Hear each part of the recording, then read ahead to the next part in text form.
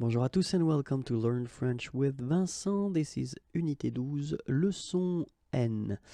And in this lesson, we'll continue the series of videos that we've been starting that cover les préfixes et les verbes. And in this lesson, we'll concentrate on the verb tenir. And here is how you could translate this verb in English.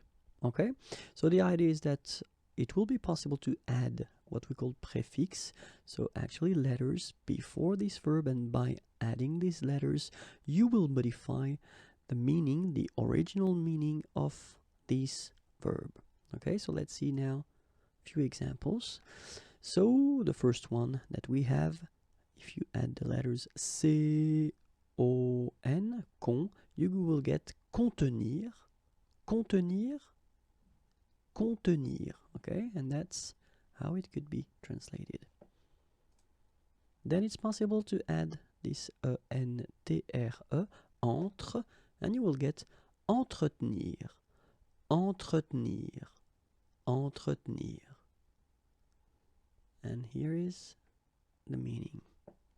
Okay, then it's also possible to add this M-A-I-N, main, maintenir, maintenir. Okay, and that's how you should, or you could translate it.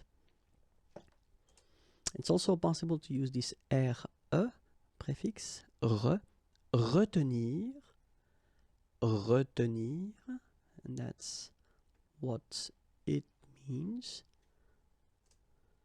And also SOU, sous, soutenir, soutenir, okay, soutenir. And that's it. If you want more videos, then youtube.com/imagier. Don't forget that I'm also on Facebook. You can always click on the like button, and then more material can be found right here, imagier.net. Have a great day. Bye bye.